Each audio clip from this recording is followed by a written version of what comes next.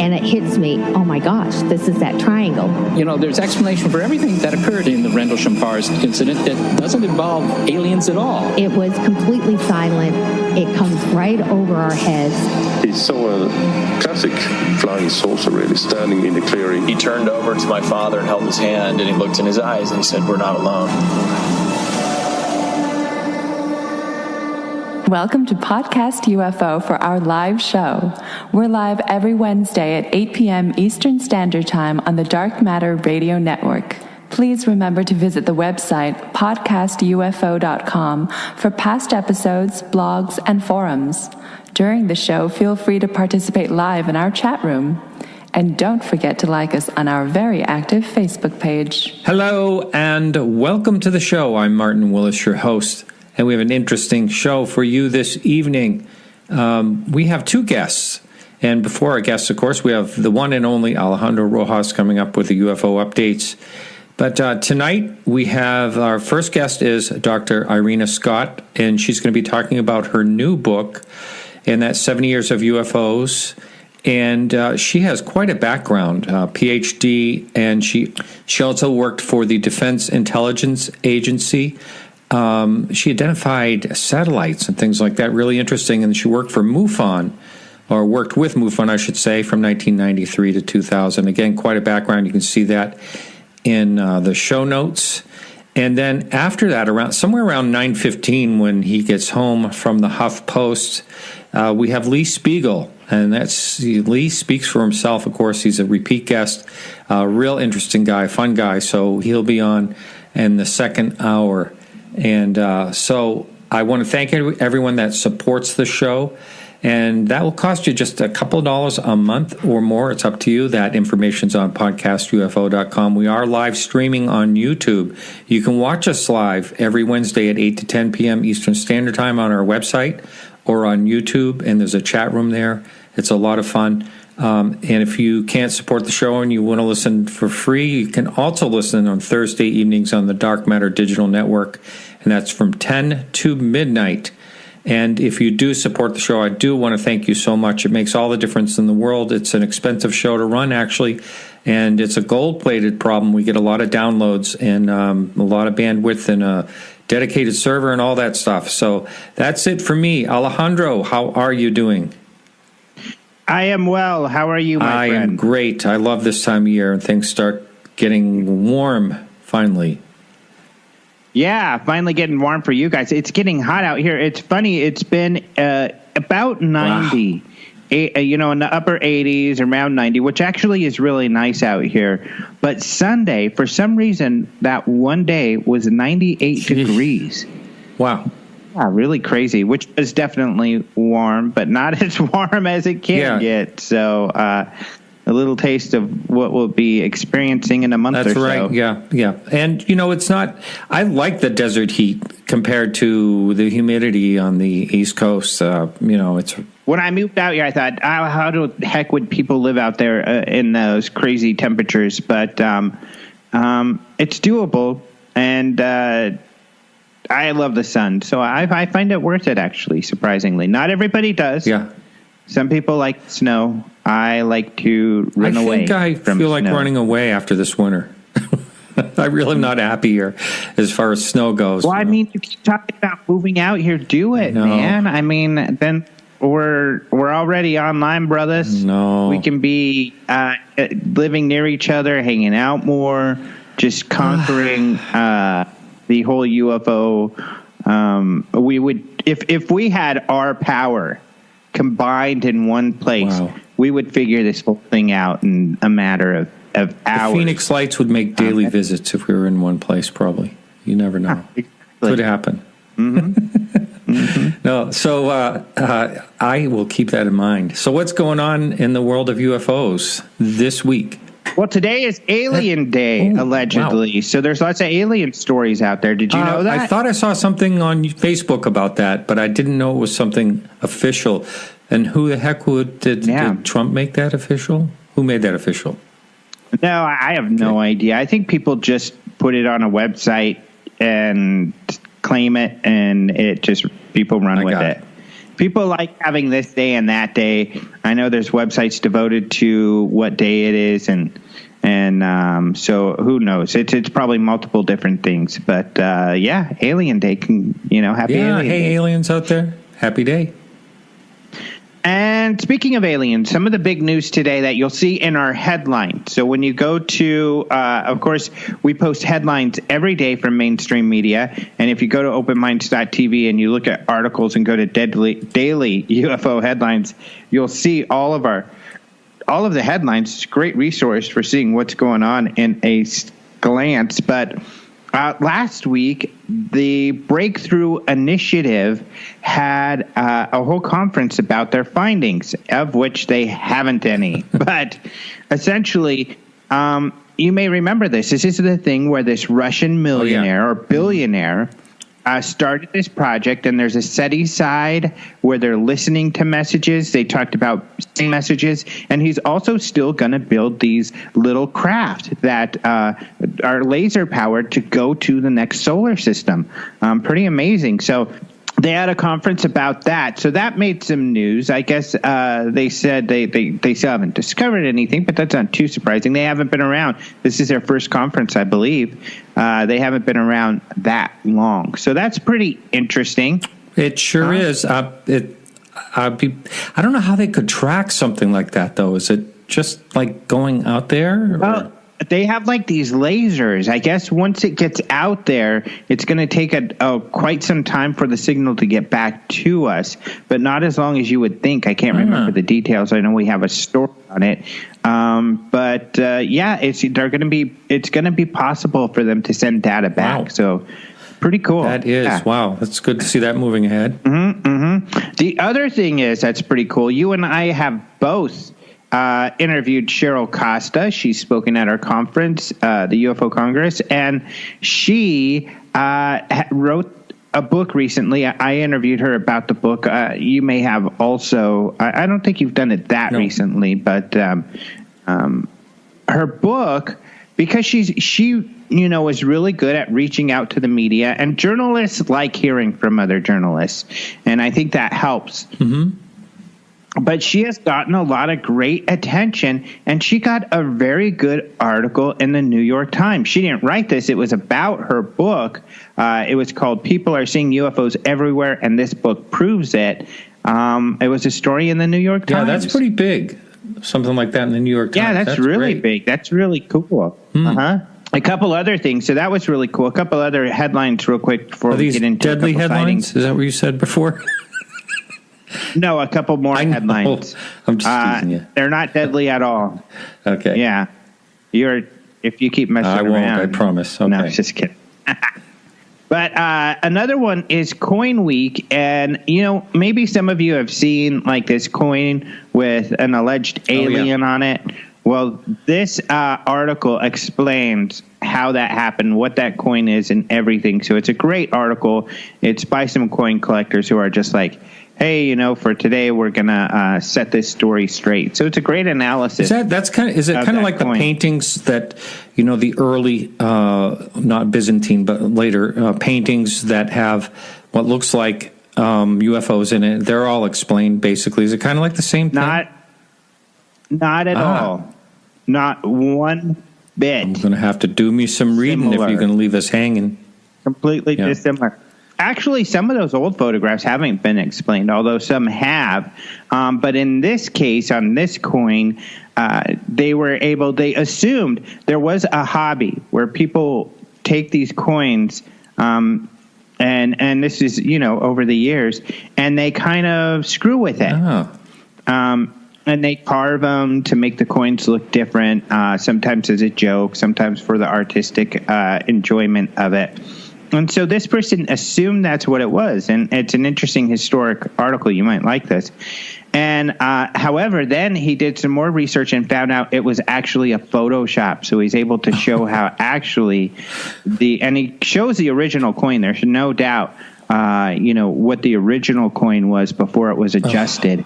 And I hate that. Yeah, so it's a Photoshop job. Wow. Those fakers out there. That's not good. Yeah, somebody got real mad at me this week, by the way, for kind of, there's a story that came out about Secure Team 10. And yes, I saw that. This guy who's really upset with him. Again, someone got mad at me for posting that.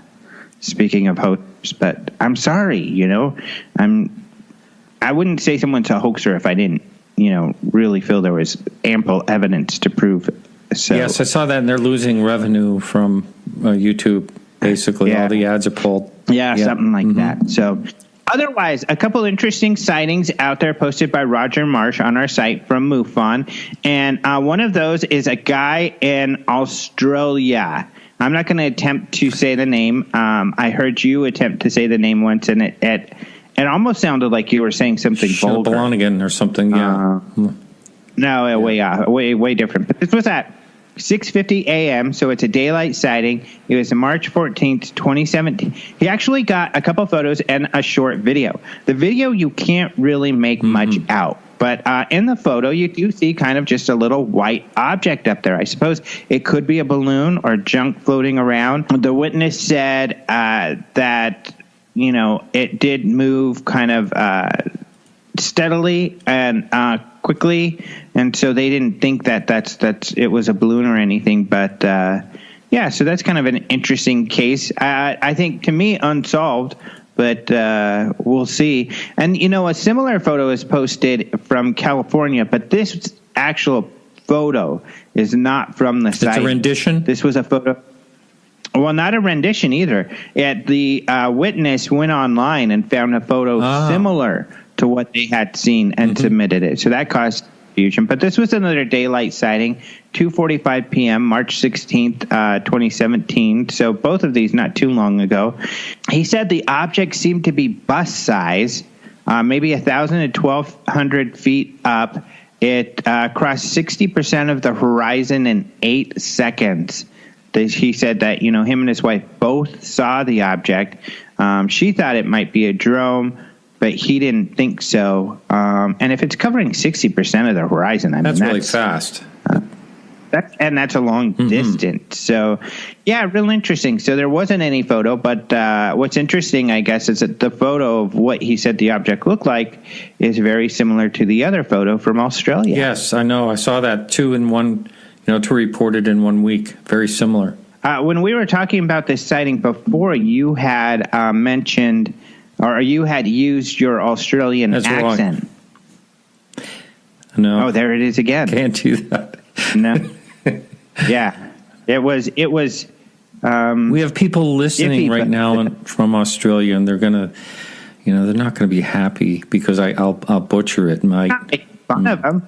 I love Australians. I do by the way. too. So, to you Australian listeners, we love you. We do love you, mate. And I really got to get there someday. Ben Hansen goes there. I know. Our mutual friend, he goes there quite a bit, and he's never invited me. And I know. What's up with that? Sore spot for me. I haven't brought it up with him, but one day I will. Yeah. He'll go missing. Wow. Well, is that it for this week? That's it. I am done. There's the news, people. I hope you enjoyed it. Remember, openminds.tv is where you can find all of these links. Thank you very much for having me on the show, Martin, and I hope the rest of your show goes splendidly. Thank you. I do want to give you a little bit of a plug because I listened to the show you did on Monday, Susan J. Palmer, and the new UFO religions. That's the title of that show. She wrote a book. It's a great interview you did with her. Very interesting. All these, these, I guess you call them cults out there.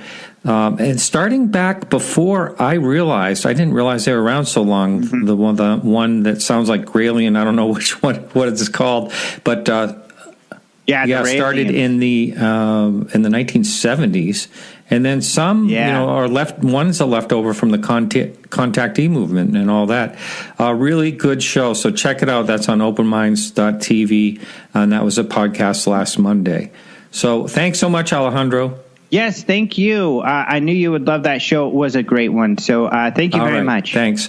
All right, everyone, hang in for this quick music break, and we'll be right back with Irena Scott.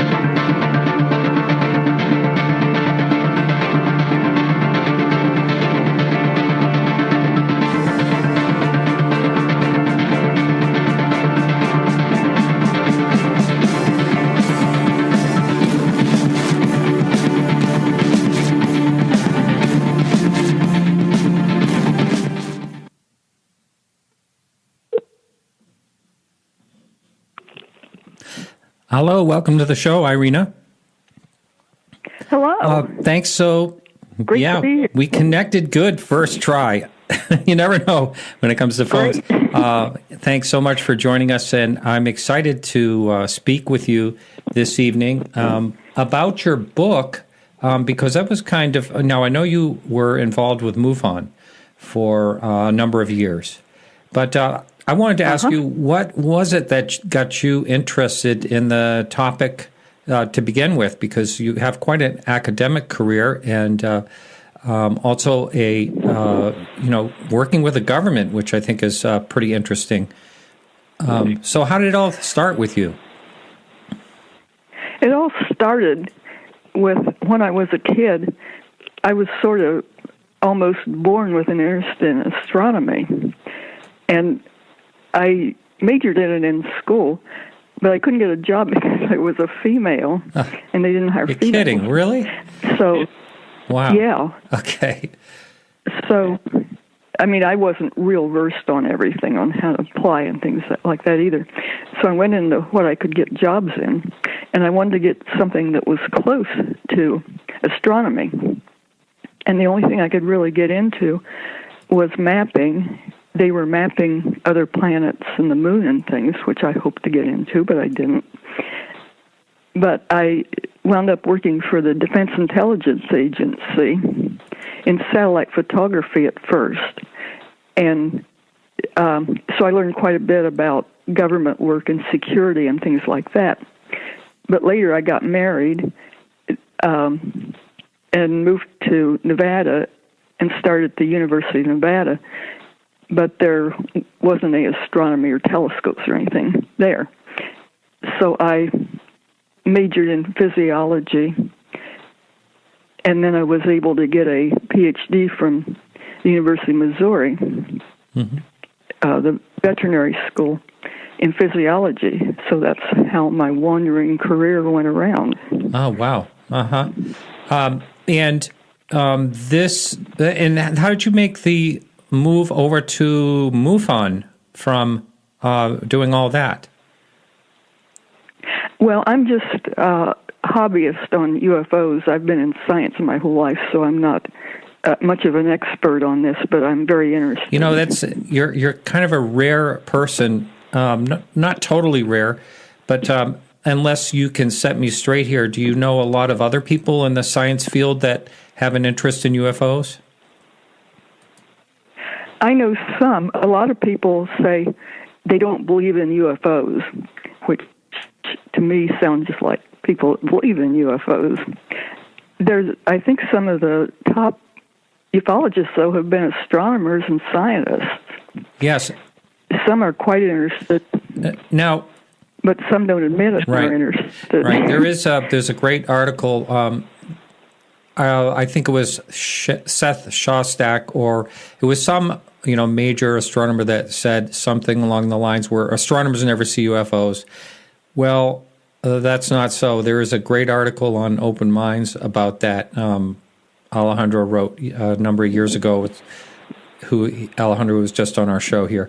If the listener has an interest in that, there's a lot of astronomers, and actually next week, I'll say this at the end of the show, but anyway, next week I'm going to be at an astronomer's house who just built a observatory dome. And that's Mark D'Antonio. He's a repeat guest. I'm going to be down at his house, and we'll be out there. Should be a lot of fun.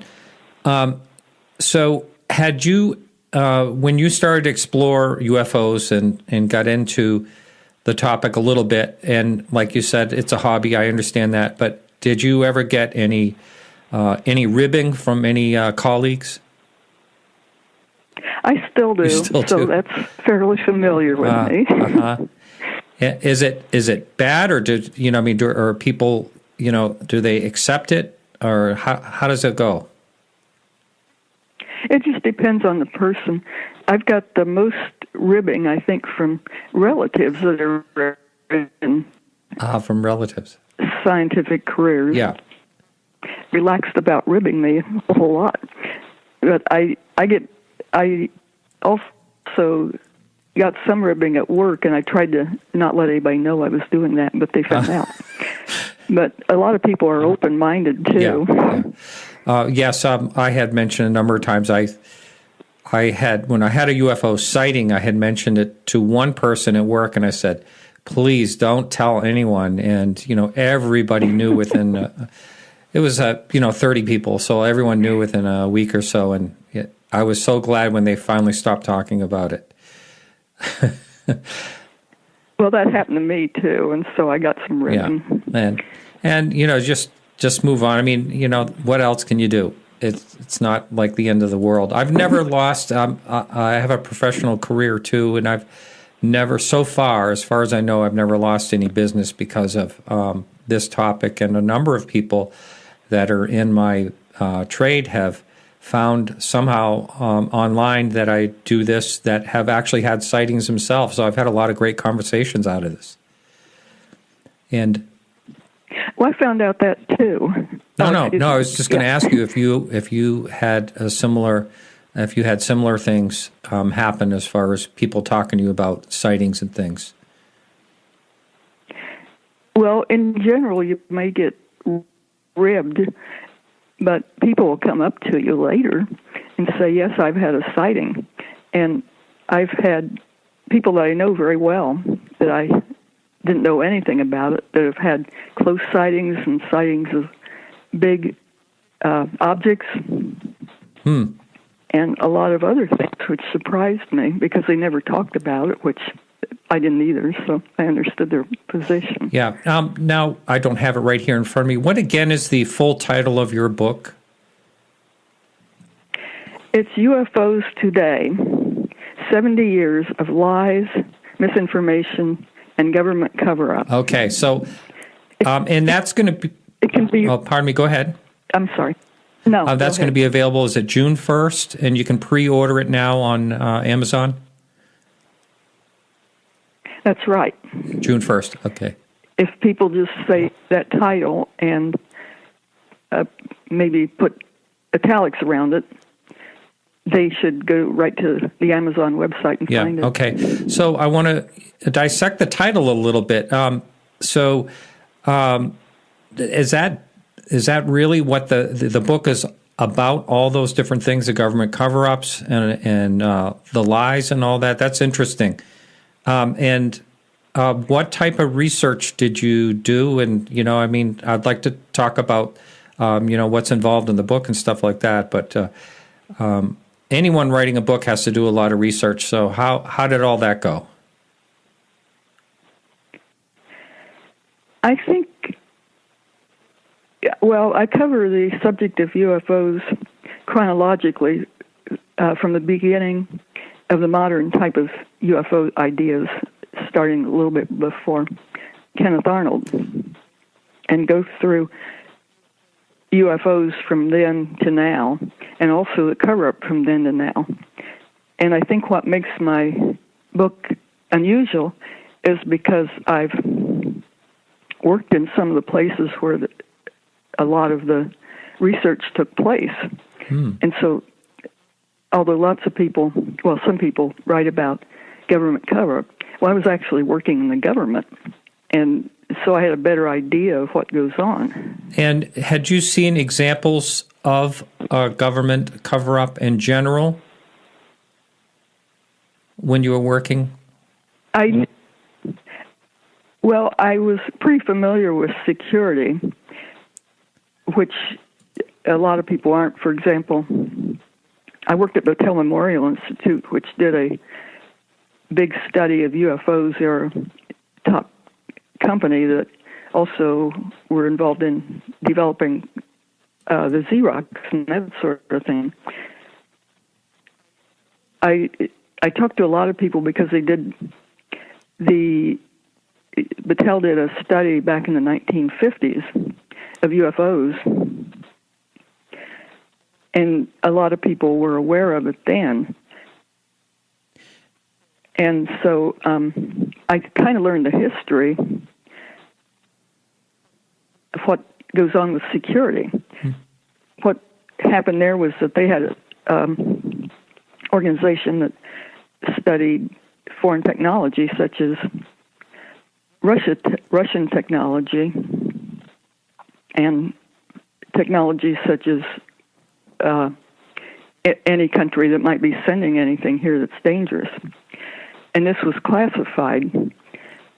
Well, it appeared that when they did the UFO study, this just sort of funneled into the organization that was already set up to study foreign technology. And so I thought probably the same thing happened in the federal government, that the whole idea of UFOs kind of was born classified because at first they thought UFOs were something from another country. Right. And then it's kind of been classified ever since. Well, I know going all the way back to the Foo Fighters, during the war, it seemed like everyone thought they were from, the other country, which I think is fascinating. And I someday I'd like to do a show just on that alone. It would be really interesting if someone had ever during, I know there aren't a lot of people left from World War II, but it still would be interesting if there were some really good accounts of that. Orbs, a lot of times they say, and things like that. So then you obviously talk about the Kenneth Arnold case.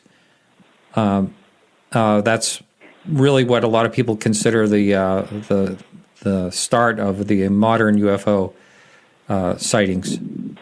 Go ahead. Well, yeah. Oh, I viewed it as kind of boring. I mean, it's 70 years ago, and I thought he saw flying saucers, and so what?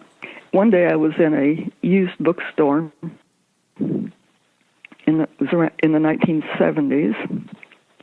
Back then, people actually read books, and they had all these used books with flashy titles and colors and everything. And I was just in dreamland looking at them.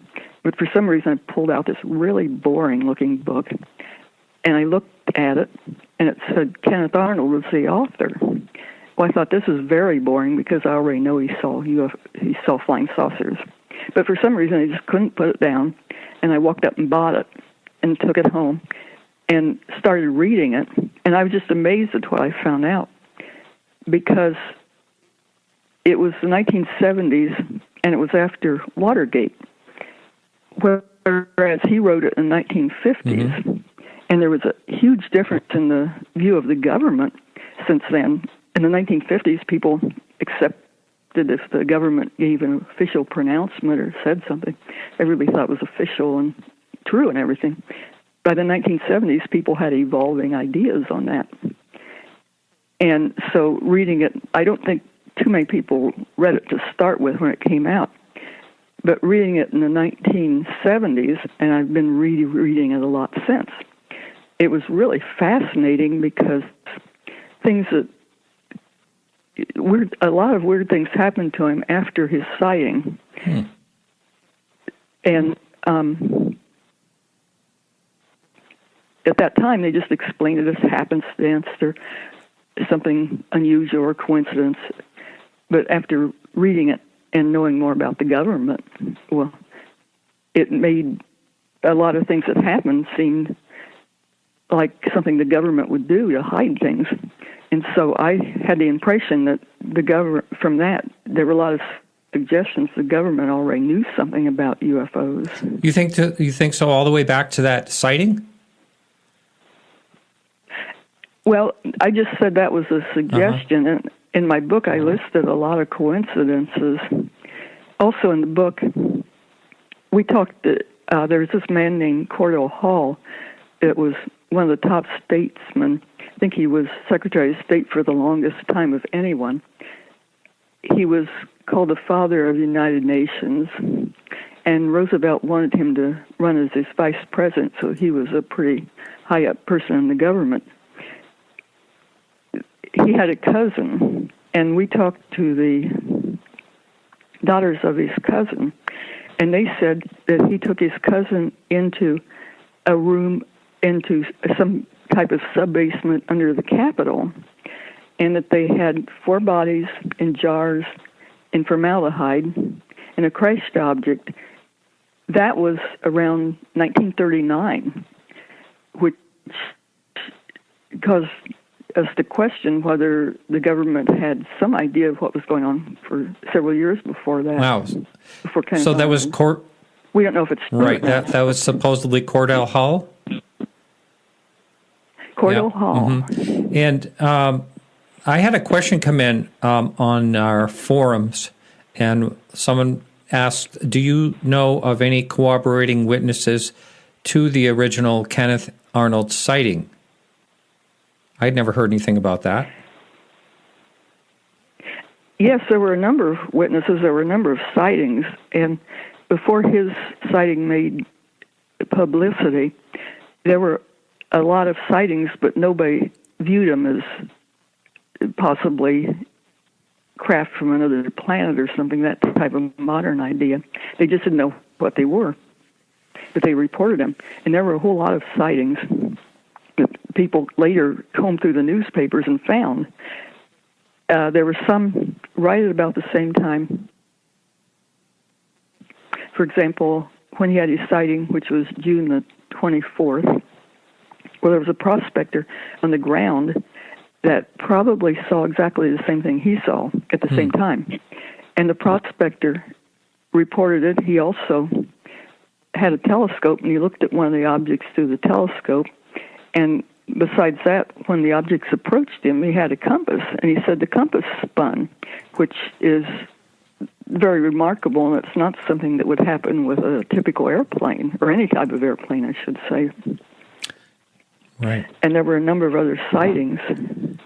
Yeah, so I know that, his made a big splash when, he came back, and I know that's where, they were not saucer-shaped, they were crescent-shaped, but I know that's where a reporter said when he was describing them, he was trying to describe their maneuverability, and he said something about like skipping like a plate across the water, and that's where the phrase "flying saucer" actually was coined out of that whole thing.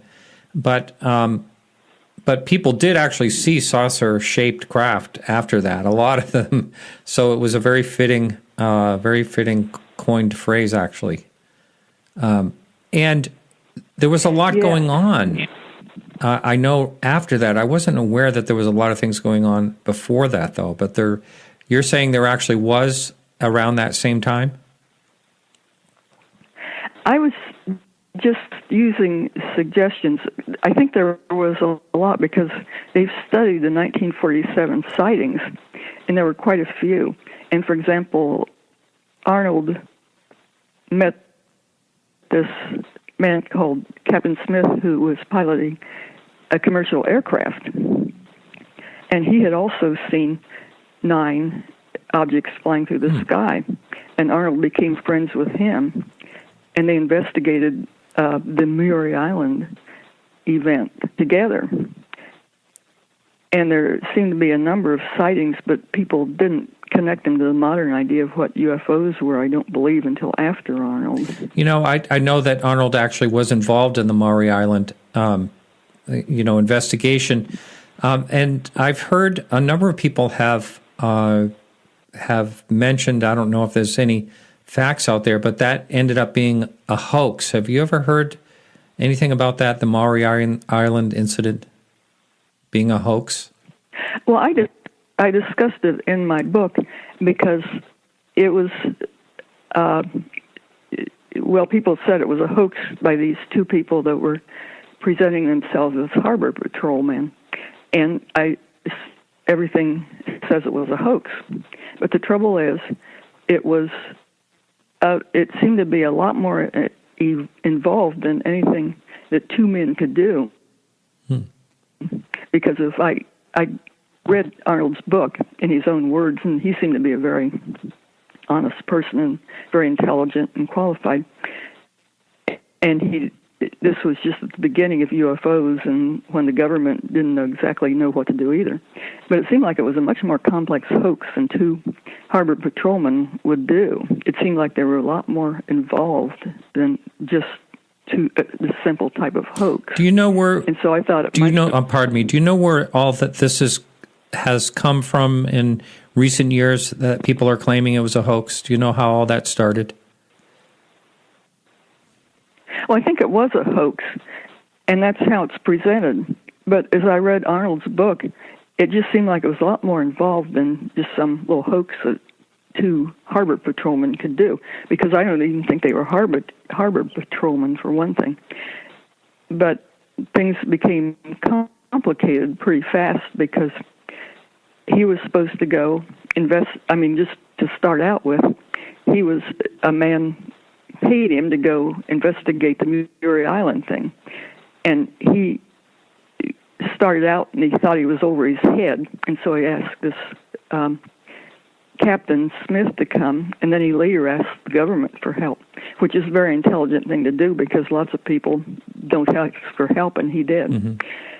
But he took off on his plane to do the investigation. He didn't tell anybody he was going anyplace. He didn't file a flight plan. He didn't take a radio. And he flew to, I think it was Tacoma. And when he got there, he couldn't find a hotel room. I guess the place was very crowded with no extra rooms. He looked all over for a hotel room. And then finally, just for a lark, he called the most expensive hotel in town. And it turned out there was a room reserved for Kenneth Arnold. And he thought, well, somebody else named Kenneth Arnold has a room reserved. But he was desperate for a room, so he took it, and then he was going to let somebody else, when they came, take it. But no other Kenneth Arnold ever showed up. And that was, the start of unusual things that happened. But if this was just two simple harbor patrolmen, how would they have the money to do something like that to start with? And then there was good evidence later that the room was bugged too, and they couldn't find bug him and Captain Smith in their room, but they and these two people that were involved in the Muir Island hoax were all in the room at the same time, and somebody was calling a newspaper and giving verbatim reports of what was going on in the room while they were there. So none of them obviously were doing it. At that time, they thought, Kenneth and Captain Smith thought that bugs or wiretyping or things involved a big wired-in machine called a dictaphone, and they looked all over their room for anything like that. But it looked pretty obvious that their room was bugged, and by a much more complex bugging instrument than what they knew about. So that would suggest maybe the government was involved, and maybe more people than the known hoaxers were involved. Now, there were also people that there were two servicemen that actually crashed that supposedly had some type of evidence or what they thought was evidence at the time. Is that a true part of the story? Well, it was in his book, and I just used his book as a reference because there's so many stories that can come from anywhere, and at least I knew where these were from, and it came from a trusted source.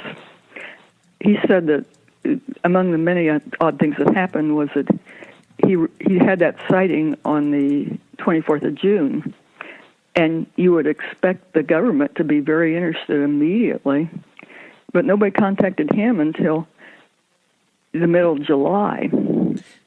And he was really curious, and anybody else would be, why did the government take so long for something that sounded pretty important? I mean, that could be like the 9/11 bombers, recently and things like that. But he heard from the government the middle of July, and this was from a Captain Davidson and Lieutenant Brown, who were stationed in Hamilton Air Force Base. They were the government investigators, they got killed later. They seemed very intrigued by UFOs and were actually watching for them, which suggests they weren't totally involved in a cover-up, that they were like everybody else and really curious about him. And they interviewed him then. Then later, when he was in Tacoma investigating the Muir Island hoax, they had told him in July if anything came up to call him, to call Brown at Hamilton Field. And so when he was investigating this hoax and figuring out that it was a hoax, and he was very confused about everything because it seemed, from what he reported, it seemed a lot more complex than some simple little hoax. And he called Brown from his hotel room, and Brown refused to take the call on his military phone at the base and called him back from a regular phone that wasn't on base. And that seemed really, really odd to me because he was a government investigator. So he should be taking the phone calls on base. Huh. And so he and Davidson came again to see Arnold and started investigating this hoax. And at the end, they thought it was a hoax too, as Arnold and Smith did. But this was something that I just wondered about. Arnold, one of the hoaxers wanted the military people to take samples of these things that were supposedly dropped on them from a UFO. The military people didn't want them because they thought it was a hoax. I see. Mm-hmm. So one of the hoaxers still wanted them to take them. And so Arnold lifted the container of this material into the plane, and he said this didn't look anything like the material he'd seen, and the box was very heavy. And this isn't something anybody has speculated about at all, but I did. Anyway, the plane took off with Brown and Davidson in it and crashed, which seemed funny. The government said, oh, this is just nothing, coincidence. But I always wondered, from his description of putting the box in the plane and everything, whether there might have been a bomb in it or something. But he'd met these government people before, and he seemed very interested, and they were the government investigators. But something was very fishy when he couldn't call them on the base, like the government was investigating them or something. And then they died in a plane crash right afterwards, right after they saw him in Tacoma. So the whole thing seemed very, very strange. And Arnold nearly got killed too. Really? I never heard that. Wow. What happened? Well, he wondered if it was some kind of mind control because he was a really good pilot. And he started home. I mean, all this death and everything was going on.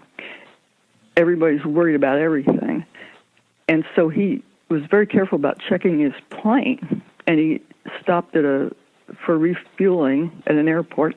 He was very careful with his plane because he knew these people just died and that something weird was going on. So he took off, and his plane died. And the only reason he survived because he was just a really good pilot. But it turned out his fuel tank was turned off. And the only way he could figure out that it was turned off was because he had turned it off himself. And he didn't really, I don't think he knew anything about mind control, but he speculated that something was controlling his mind. And that was another thing that seemed pretty weird about the whole thing. He would have been killed if he hadn't been a super good pilot. Wow. Huh. How about that? And I wonder why he thought he didn't have any thoughts of sabotage at all. He just thought he somehow did it. Well, there wasn't any evidence that anybody had been around his plane. And that's the same thing with the Brown and Davidson. For some unknown reason, when they went to Tacoma, they had their airplane under guard the whole time they were there. So the only thing that entered their plane seemed to be that box of fragments. Later, somebody told the newspaper that they were killed because they were carrying UFO fragments. But that seemed like a part of a very complex setup as a hoax. I mean, more complicated than just two people would do. So I just thought the hoaxers were employed by maybe somebody else that had a whole lot of other people working on it too. But Arnold, he was very careful with his plane because these other people had just been killed. And there wasn't any evidence that anybody had been around tinkering with his plane or anything. He just, checked it over well, took off, and his fuel tank was turned off. So he didn't really think it was anybody except himself. Wow, amazing. And he, of course, didn't understand how he could have done that. How about that? I know I used to do some flying. I know you did too. And you go over your entire plane, every single thing, you want to check before you take off, including that. So going back to those phone calls, there is someone on the message board that read a number of books on Maury Island, and he said that they even switched hotel rooms and the mystery caller continued. Did you ever hear that? No, I just went straight by what Kenneth Arnold said and didn't go into other sources because I didn't know whether they'd be right or not. So I didn't hear that. No, they seemed to be in the same, from what he said, they were in the same hotel room the whole time. I see. Okay. Now, what about the next big case, of course, which was really big for a day and then kind of went away until I think it was 1980 or something like that, is Roswell. That's only a couple of weeks later, somewhere around July 6th through 8th, something like that, when the whole Roswell story breaks, or July 7th or whatever it was. So I'm sure that is a case you talk about because a lot of people are saying, as far as cover-ups, that's probably the number one talked about cover-up crash or sighting or whatever it was that there is. So I'm sure that's part of your book, yes? Yes, we uncovered some new witnesses to the event, some brand new witnesses. There's been tons of books written about it. But these books list a lot of witnesses, but so far there's only been about 4 or 5 people who have actually said they saw bodies and that sort of thing. Our witnesses did. We're still investigating, and the book's embargoed right now, so we're not talking about it in detail. But in the book, we talk about a deputy sheriff who saw the bodies and saw the crash and saw the unloading. We don't know if it's true, and we're still checking. But he made a video of it, and he seemed to be a fairly honest person. Okay. So I can't go into detail. Well, I know, I know Tom Carey, Kevin Randall, and Don Schmidt have been working for years on this. Originally going all the way back to Stan Friedman, and who's the guy that bowed out of, the UFO field. They wrote a book. They wrote a book in the very beginning. Oh, Berliner? What's that? Berliner and Moore. Moore is who I was thinking of, yes. Yeah. Oh, okay. So anyway, a lot of people have really dove deep into digging up witnesses. How did you find ones that were considered new? How did that happen? It happened through Philip Mattel, who gave me the information, the video, and everything. And so I put it in the book. I tried to investigate a little bit, and it needs more investigation. But it was very interesting. All right. And I don't think anybody had heard that too much before that. So the argument, it always comes up when you talk with a skeptic that I've had a number of people on the show over the years. And, they always say, it was a mogul balloon. That's why they kept it secret. And of course, it came out, the Army Air Force captured a disc, one day, and then the weather balloon the next day. And one of the things I've always wondered is why they ever said anything at all. I don't know what good or what purpose it would have done at all for them to say anything. Is bizarre. Is very bizarre that happened to begin with. But what are some other interesting things about that case that you found out when you were looking into it? Well, one thing I found out was that in the archives of Roswell, there was a newspaper reporter, somebody on the radio, that was reporting on the trip of the airplane from Roswell to Wright-Patterson. And right in the middle of the report, he said he called Wright-Patterson, and they were expecting the airplane carrying the debris to land there soon. And I thought that was very hard evidence that something went from Roswell to Wright-Patterson. Yeah, it was actually called Wright Field at the time, but yeah, that's true. I mean, that's a really good point you're making, though, is, why, that's another thing. If it was a balloon, if it was a mogul, even, the top secret mogul at the time, why on earth would anything at all be flown anywhere? They were all familiar with everything. Yeah, that's what I didn't understand either, because at Roswell and at Wright-Patterson, there's balloons on display, such as the mogul balloon. And at Roswell, these were the top elite people in the world. That's the group of the 509th was the group that dropped the bombs on Japan.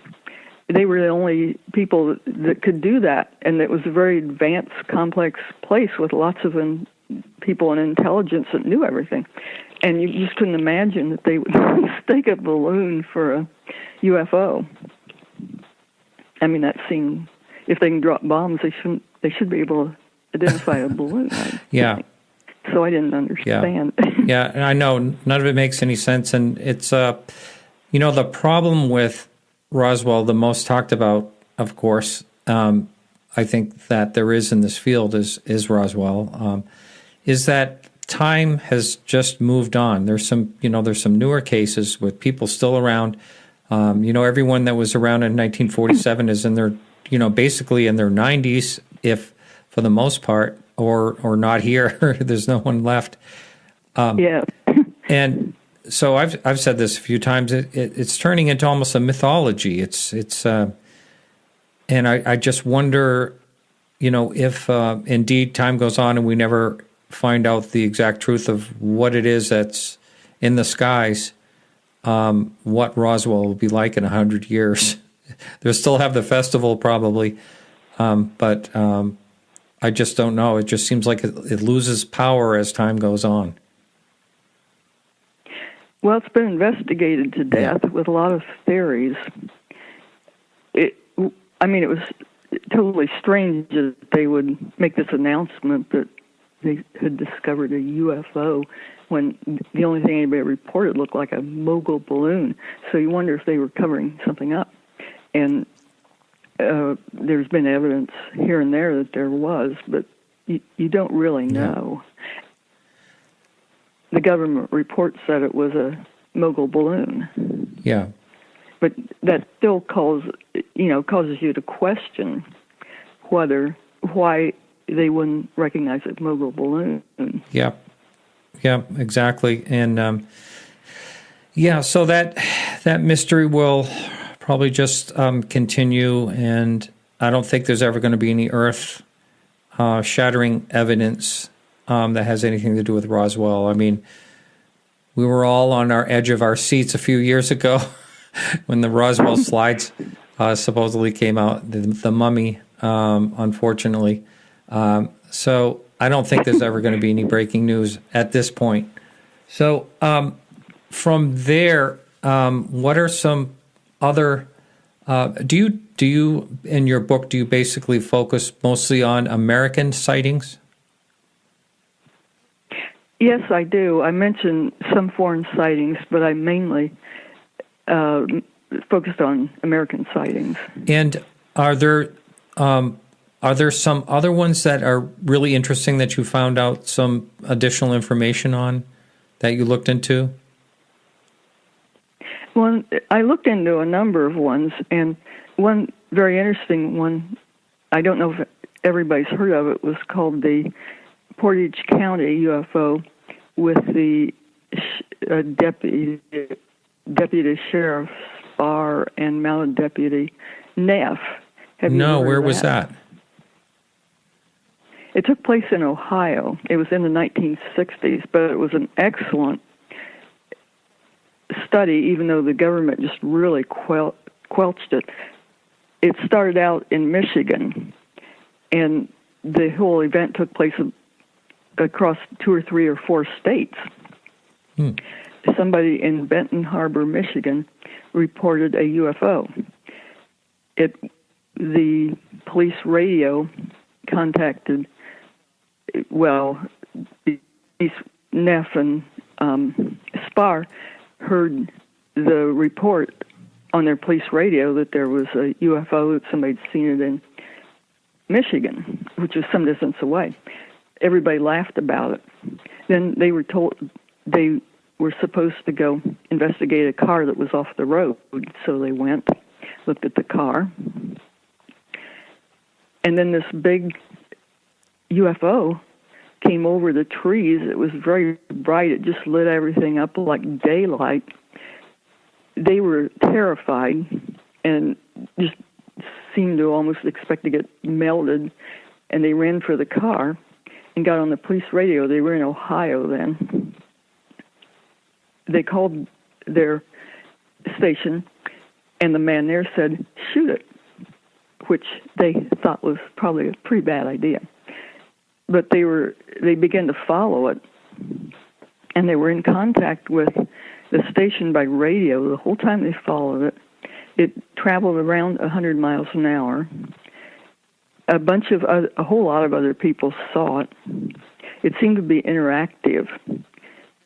For example, when it went over towns, it would be at a fairly low altitude. When it went over town, it would raise and then come back down to a lower altitude. And they said it was interactive in that if they got in a traffic jam or something, it would wait for them. And so they followed it into Pennsylvania. There were a number of other sheriffs and all kinds of witnesses that saw it. Finally, they ran out of gas and everything, but the machine kept on going. And they had been in contact with the authorities the whole time. But then Wright-Patterson investigated it and did the usual cover-up. And even though there were all these witnesses and just an amazing sighting, Wright-Patterson said they had misidentified Venus and maybe a satellite. Was this Project Blue Book? Uh-huh. I think his name was Quintanilla. He was the head then. And made them into laughing stocks, even though they had one of the best UFO sightings ever. With many witnesses, they were in contact with the authorities on the radio the whole time. And people said they had scrambled jets, but it was too slow for a jet to follow. Mm-hmm. They had it on radar, and the whole thing was covered up. Wow. I like those cases where there's police involved or sheriffs or whatever, the law enforcement, because of 2 reasons. And one is I don't care what some people say. I think they're better observers than the average person because that's, part of their job. Also is the fact that they are subject to a great deal of, getting ribbed, as you were talking about earlier. It's something they don't want to talk about. So I really love those type of cases. And I may have heard about this because it's sounding familiar, but the one I was thinking of, it seemed like it went from one police department to another type of thing, as it went right into the middle of the night, basically, somewhere in the Midwest. Is that? Do I have that one? Is that particular one? Do you think? I think it did. There were several police departments that came out and followed it. Okay, then, yeah. And I heard from somebody later in Massachusetts that just after that there was a sighting in Boston around Boston that may have been the same thing. So the sighting may have took place over a number of states, and it appeared it was definitely covered up because not only did Blue Book have this fantastic explanation, but the authorities knew about it from Michigan.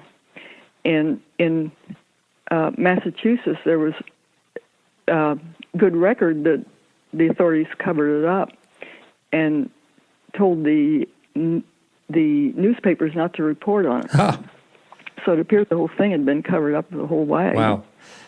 That's very unusual when they say to the newspapers don't report on it. I mean, that's a constitutional right, actually.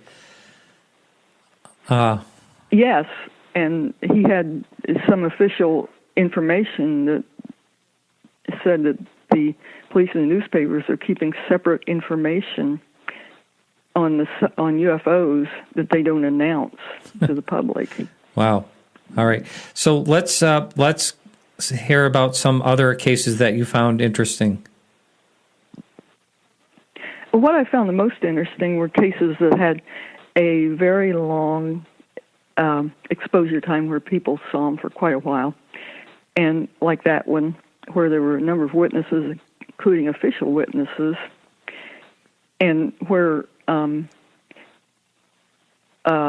they were investigated while they were taking place, which is a very good sighting, but usually covered up.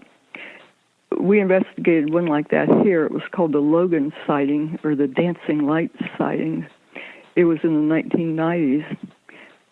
These people on a farm went out and saw all these dancing lights in their cornfield, and they couldn't figure out what was going on. And they called the authorities. They called the police. They called the television and radio stations, and reported it all over. I think they called the Air Force too. The police came because they heard it on the radio and watched. And they had no idea what was going on, and finally left. The UFOs seemed to be interactive, and for example, a car was coming down the road toward their house, and one of the objects followed the car until it got almost to the house and then quit. Later, they reported that these airplanes were flying over the field in a grid pattern, and one of the interactive objects went up and followed an airplane for a while. I think the display went on until for several hours. All these authorities looked at it. Nobody had any idea what was going on. They never found out where the airplanes came from, but they had reported it while it was taking place, and people came and looked, but nobody found out anything. That was what I'd call a very good sighting, but didn't make much news. Yeah. I kind of like the obscure ones that you don't hear about a lot, like that one in particular. That's interesting. So let's move on to another one that you.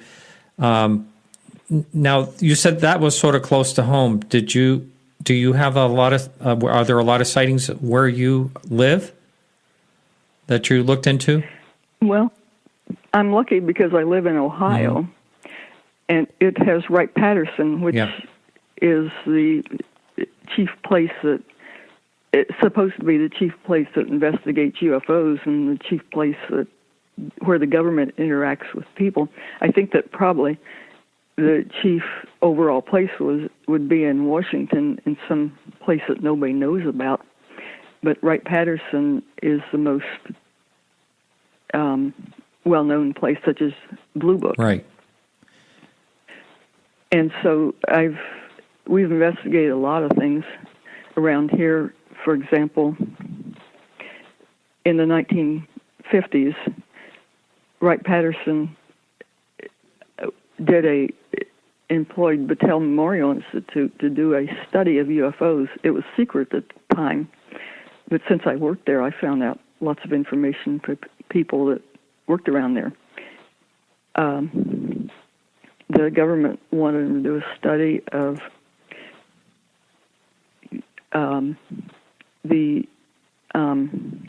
they wanted to, first of all, they wanted to do a questionnaire of how to get information from people, but they also wanted to do a study of all the information on Blue Book and to examine the top theories on UFOs. The top theories were that UFOs were either misidentified regular standard aircraft, and they studied that by looking at characteristics of normal aircraft that were identified and everything, and of the unidentified objects that were never identified later.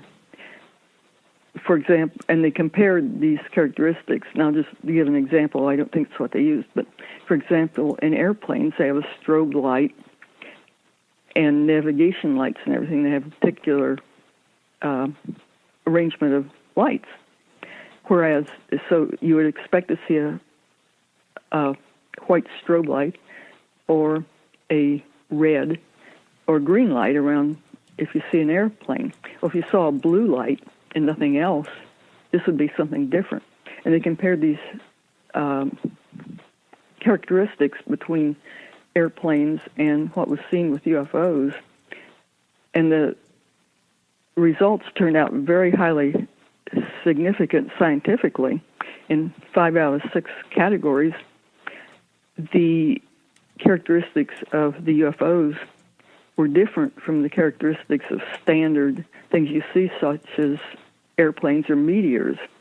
They also had another part of the study where they looked at how much information there was on the objects they were studying.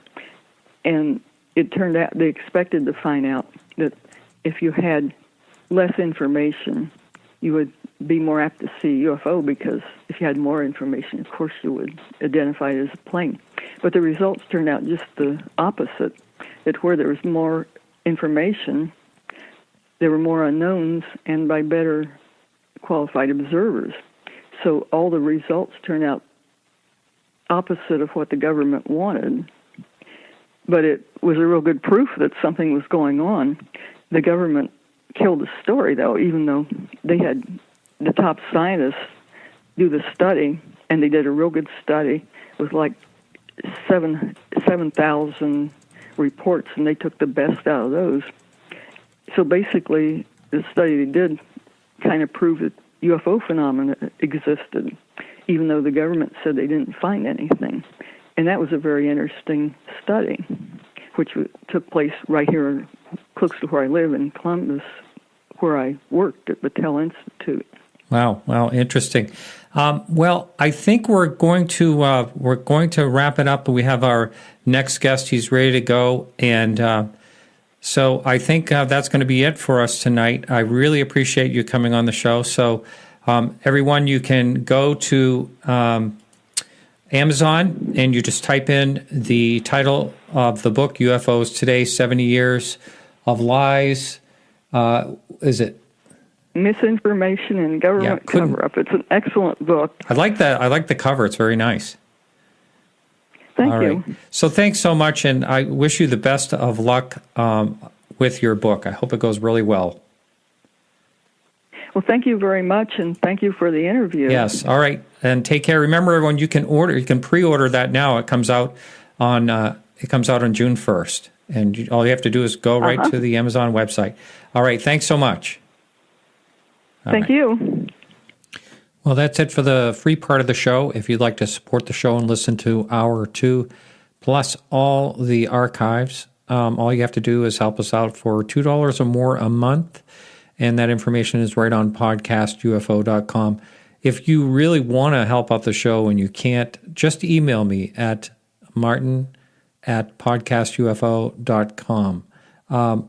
Thanks so much again. Next week, we have Mark D'Antonio. I'm going to be on location, hopefully, if it all goes well, down in Connecticut, and should be an interesting show. It's going to be, what would alien life look at? That's going to be the theme of the show. All right, everyone. I'll see you here next week. Thanks, and remember to keep your eyes to the sky.